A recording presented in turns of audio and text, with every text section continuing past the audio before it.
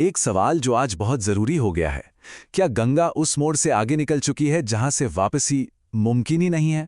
चलिए, आज इसी सवाल का जवाब ढूंढते हैं और दुनिया की सबसे ताकतवर नदियों में से एक की सेहत का हाल जानते हैं। इस सफर के लिए हम जेरेमी वेड के शब्दों को अपना गाइड बनाएंगे। उनका मिशन था ये पता लगाना कि क्या ये महान नदियां वाकई उस मोड़ पर हैं जहां से वापसी नामुमकिन है। तो चलिए, इसी नजरिए से हम भी अपनी खोज शुरू करते हैं। तो हमारी पड़ताल का पहला पड़ाव है सवालों में एक नदी। और देखिए, किसी भी नदी की असली कहानी जाननी हो ना, तो उसकी शुरुआत उसके अंत से करनी चाहिए। वहीं पता चलता है कि उसकी हालत असल में है क्या। जरा सोचिए, गंगा कोई मामूली नदी तो है नहीं। ये तो हिमालय की बर्फीली ऊंचाइयों से लगभग 2 मील नीचे उतरती है और फिर पूरे उत्तर भारत में एक सांप की तरह बल खाती हुई दुनिया के सबसे बड़े डेल्टा में जाके समा जाती है।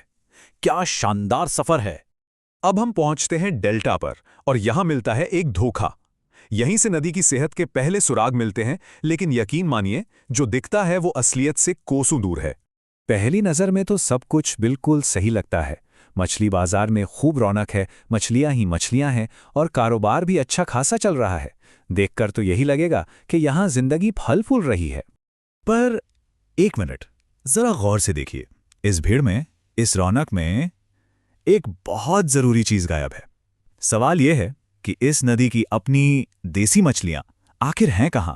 देखिए, यहाँ पर तो जंगली स्टिंगरे और शार्क जैसी दमदार प्रजातियां होनी चाहिए थी, है ना? लेकिन बाजार में बिक क्या रहा है? फार्म में पाली हुई तिलापिया, कहीं बाहर से लाई गई पाकू और कैटफिश। मतलब नदी के जो असली शिकारी थे वो तो गायब हैं। वहां एक बूढ़े मछुआरे ने इसकी वजह बताई और वजह सुनकर दिल दहल जाता है। वो बताते हैं कि सालों से इतने महीन जाल इस्तेमाल हुए हैं कि छोटी से छोटी मछली भी नहीं बची। मतलब अब कुछ भी बड़ा होने के लिए बचा ही नहीं है। हालत इतनी खराब है कि मछुआरों को अब बस कुछ केकड़े पकड़ने के लिए बागों वाले खतरनाक इलाकों में अपनी जान दांव पर लगानी पड़ती है। सोचिए, सिर्फ कुछ केकड़ों के लिए। अब हम चलते हैं वाराणसी और यहां हमें दिखती है एक छिपी हुई बीमारी। एक ऐसा शहर जहां आस्था और एक कड़वी हकीकत एक दूसरे से टकराती हैं। अगर आप वहां के लोगों से बात करेंगे ना, तो एक अलग ही कहानी सुनने को मिलेगी। जैसे एक नाई ने कहा, अरे नदी तो अब काफी अच्छी हालत में है। सब ऐसा ही मानते हैं, लेकिन क्या इस बात में जरा सी भी सच्चाई है? साइंस की रिपोर्ट कुछ और ही कहती है, और ये आंकड़ा चौंकाने वाला है। पानी में फीकल बैक्टीरिया की गिनती है 82,000, जबकि तैरने के लिए ये 500 से कम होनी चाहिए। इसका सीधा सा मतलब ये है कि पानी में इंसानी मल भरा पड़ा है। और सोचिए, इसका इंसानों पर क्या असर होता होगा। जो हजारों श्रद्धालु रोज इस पानी में डुबकी लगाते हैं, वो अनजाने में खुद को भयानक खतरे में डाल रहे हैं। बीमारियां जैसे कि पेचिश, टाइफॉइड, हैजा और यहां तक कि ऑर्गन फेलियर का खतरा भी। और इकोसिस्टम का क्या? देखिए, ये जो गंदा सीवेज का पानी है ना, ये नदी की सारी ऑक्सीजन खींच लेता है। नतीजा, जो देसी मछलियां हैं उनका दम घुटने लगता है। और इसका फायदा उठाती हैं तिलापिया जैसी बाहरी प्रजातियां।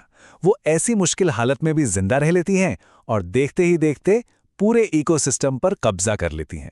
हमारा अगला पड़ाव है कानपुर, और यहाँ का सच तो जहरीला है।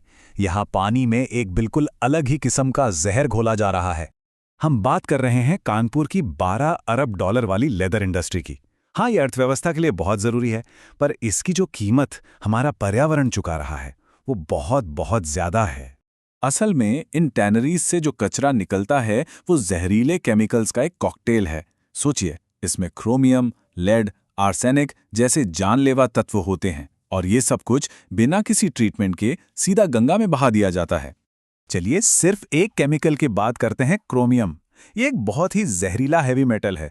अगर ये स्किन के संपर्क में आ जाए तो त्वचा और आंखों को बर्बाद कर सकता है, और तो और ये फेफड़ों के कैंसर की एक बड़ी वजह भी बनता है। लेकिन क्या सब कुछ खत्म हो चुका है? नहीं। अब हम एक ऐसी जगह जा रहे हैं जो एक उम्मीद की किरण है। इन प्रदूषित मैदानों को पीछे छोड़कर हम पहाड़ों की ओर बढ़ रहे हैं, एक जिंदा, स्वस्थ नदी की तलाश में। और मिशन बिल्कुल साफ है। पहले तो आबादी वाले इलाकों से दूर जाना, फिर एक ऐसा संरक्षित अछूता कुंड ढूंढना, और आखिर में पानी की सतह के नीचे झांककर देखना कि वहां क्या जिंदा है। और जो वहां मिला वो सच में कमाल था। उसने सारी उम्मीदें फिर से जगा दी। नदी के सबसे बड़े, सबसे ताकतवर शिकारी लौट आए हैं। एक जिंदा नदी के सारे सबूत आंखों के सामने थे। रेत और पत्थरों वाला एकदम साफ तल, दूर दूर तक प्लास्टिक का एक टुकड़ा भी नहीं। और पानी में कौन था? गूंच कैटफिश, एक बहुत बड़ा शिकारी, और महाशीर, जिसे नदी का टाइगर भी कहते हैं। इन शिकारियों का होना ही इस बात का सबसे बड़ा सबूत है कि यहाँ की फूड चेन बिल्कुल स्वस्थ है। तो आखिर में फैसला क्या है? इस पूरे सफर के बाद हम किस नतीजे पर पहुंचते हैं? ये दो तस्वीरें सब कुछ बयां कर देती हैं। एक तरफ नीचे मैदानों में एकदम घुटती नदी जो सीवेज और जहरीले केमिकल से भरी पड़ी हैं, और दूसरी तरफ ऊपर पहाड़ों में वही नदी उम्मीद का एक प्रतीक है, साफ ऑक्सीजन से भरा पानी और उसमें तैरते ताकतवर शिकारी।